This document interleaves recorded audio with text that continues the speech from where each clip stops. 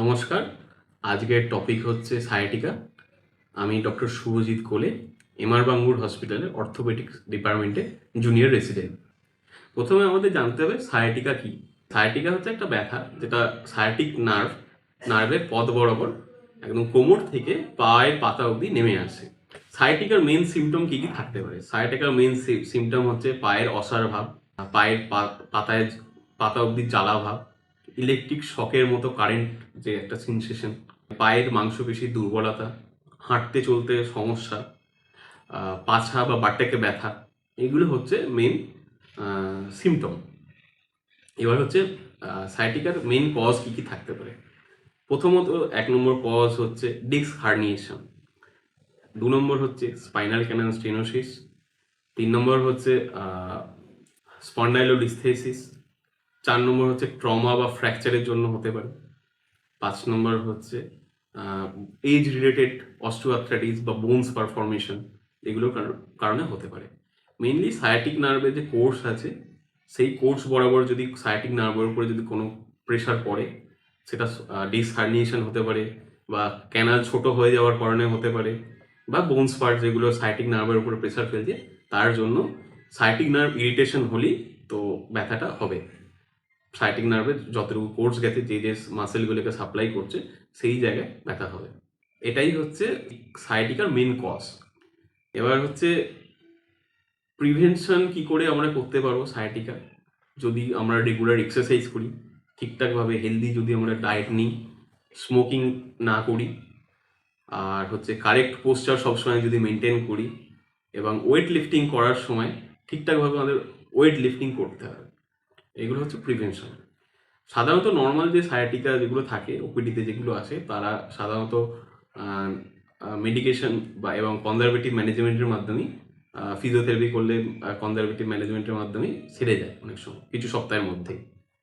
আর যাদের বেশি বাড়াবাড়ি হয় তাদের ক্ষেত্রে আমরা অন্যান্য যে ট্রিটমেন্ট মডালিটি আছে তারা সেগুলো আমরা নিই। সায়াটিকার কিছু সপ্তাহের মধ্যেই নিজে নিজে ঠিকঠাকভাবে মেডিকেশন নিই, এক্সারসাইজ করি, তাহলে কিছু সপ্তাহের মধ্যেই সেরে যায়। এবার যাদের বাড়াবাড়ি হয় তাদের ক্ষেত্রে আমাদের অন্যান্য ট্রিটমেন্ট মডালিটি আছে, যেগুলো সাহায্য নিতে হয়। আর কিছু ওয়ার্নিং সাইন থাকে সায়াটিকার ক্ষেত্রে, যেমন হচ্ছে বাথরুম, যেমন মলমূত্র কোনো কন্ট্রোল থাকছে না, আর প্রোগ্রেসিভ যে একটা দুর্বলতা, মাংসপেশির যে দুর্বলতা, হাঁটতে চলতে পারছে না, সেটা ধীরে ধীরে বাড়ছে, প্রবলেমটা বাড়ছে। তো এদের ক্ষেত্রে একটা ওয়ার্নিং সাইন থাকে। এগুলো হচ্ছে ওয়ার্নিং সাইন, যেগুলোর জন্য সঙ্গে সঙ্গে আর্জেন্ট মেডিকেল কনসালটেশন নিতে হবে।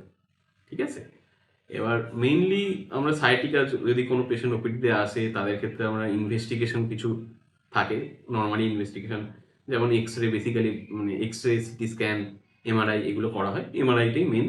এবার ম্যানেজমেন্টের মধ্যে আমরা যদি সায়াটিকার যে ম্যানেজমেন্ট বলতে গেলে, আমরা প্রথমত হচ্ছে একটা কনজারভেটিভ ম্যানেজমেন্ট থাকে। তার মধ্যে থাকে পেন রিলিফ, কিছু মেডিকেশন থাকে। পেন রিলিভার বলতে non steroidal anti inflammatory drugs থাকে। দেন হচ্ছে মাসেল রিল্যাক্সেন্স কিছু থাকে। দেন হচ্ছে নিউরোপ্যাথিক পেন রিলিভার্স থাকে। ঠিক আছে, এগুলো হচ্ছে মেডিকেশন। এবার হচ্ছে যাদের আরেকটু বেশি প্রবলেম হচ্ছে, তাদের ক্ষেত্রে স্পাইনাল ইনজেকশন দেওয়া হয়, যার মধ্যে স্টেরয়েডস থাকে, হচ্ছে নার্ভ রুট ব্লক, এগুলো দেওয়া হয়। এবার যাদের ক্ষেত্রে এই কনজারভেটিভ ম্যানেজমেন্টে একদমই হচ্ছে না কোনো কিছু, মানে পেন রিলিভ হচ্ছে না, পেশেন্টের অসুবিধে মানে কন্টিনিউয়াস থেকেই যাচ্ছে, তাদের ক্ষেত্রে আমরা সার্জারির চয়েস থাকে। সেটা হচ্ছে ডিসেক্টমি করা হয় বা মাইক্রো ডিসেক্টমি করা হয়। কিন্তু সার্জারি মেইনলি ডিপেন্ড করে হচ্ছে আন্ডারলাইং ডিজিজের ওপরে। সায়াটিকার আন্ডারলাইং ডিজিজের উপর ডিপেন্ড করে, বা আন্ডারলাইং ডিজিজ বা প্যাথোলজির উপরে ডিপেন্ড করে এগুলো সার্জারি ডিসিশন নেওয়া হয়। এখানে আমরা একটা মডেল দেখতে পাচ্ছি। ঠিক আছে, এখানে হচ্ছে মেরুদণ্ডের হাড়গুলো রয়েছে। এখানে হচ্ছে যে সাদা কালারের যেগুলো দেখতে পাচ্ছি, এটা হচ্ছে ইন্টারভার্টিব্রাল ডিস্ক, যেগুলো শক অ্যাবজর্বার হিসেবে কাজ করে। আর এখান থেকে হচ্ছে স্পাইনাল কর্ড থেকে যে নার্ভ রুটগুলো বেরিয়েছে, সেগুলো গিয়ে একবারে ধরুন L4 L5 S1 S2 S3 নিয়ে একটা কিছু একগুচ্ছ তৈরি হচ্ছে সায়াটিক নার্ভ। এটাই আমাদের পায়ের নিচের যে লোয়ার লিম্বের যে মাসেলগুলো থাকে, তাদেরকে সাপ্লাই করে। এবার কোনো কারণে যদি এই ধরুন ডিস্ক হার্নিয়েশন যেটা আমরা বলছি, কোনো কারণে এই ইন্ট্রাভার্টিবল ডিস্ক যদি প্রোলাপস হয়, তাহলে এই যে ডিস্ক প্রোলাপস জেলির মতো একটা অংশ থাকে সেটা যদি নার্ভের রুটের ওপরে কম্প্রেশন দেয়, তাহলে আমাদের সায়াটিকা যেটা বলি, সায়াটিকা যে পেন সেটা হতে পারে। 2 নম্বর হচ্ছে এখানে যদি কোনো টিউমার বা ইনফেকশন হয়, সেটা সায়াটিক নার্ভের রুট যেটা বলছি তাতে যদি কম্প্রেশন করে তাহলেও হতে পারে। 3 নম্বর হচ্ছে আমাদের ধরুন এখানে কোনো হাড় ভেঙে গেল, ট্রমা বা ফ্র্যাকচার যাই বলুন, তার কারণে সায়াটিকা বা যে আমাদের পেন সেটা হতে পারে। ঠিক আছে, এগুলি হচ্ছে মেন কজ।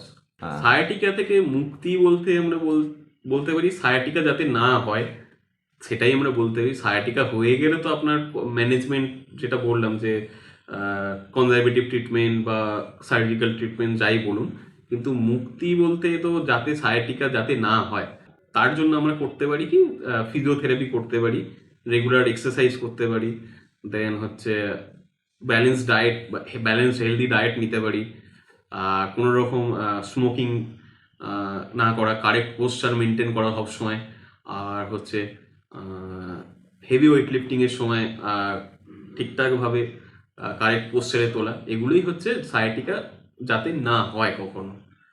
আর একটা এজ রিলেটেড তো সমস্যা থেকেই যায়, সেগুলো তো আমরা এজ রিলেটেড হবেই, কিছু করার নেই। তো রোগীদের ক্ষেত্রে আমরা একটাই জিনিসই বলতে পারি, সায়াটিকা হচ্ছে একটা লক্ষণ। এবার এর কারণ অনেক কিছুই থাকতে পারে, যেটা আমাদেরকে খুঁজে বার করতে হবে।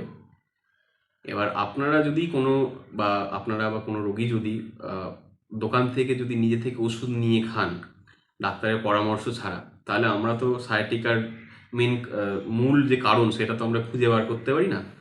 তো আপনারা ডাক্তারের পরামর্শ নিন, তারপরে ওষুধ খান। ঠিক আছে, এতে আপনাদেরই লাভ হবে, লাভ ছাড়া ক্ষতি হবে না। ভালো থাকুন, সুস্থ থাকুন, নমস্কার। চিকিৎসা এখন হাতের মুঠোয়। দেখতে থাকুন দ্য ডক্টরস সাজেশন। লাইক আর সাবস্ক্রাইব করতে ভুলবেন না।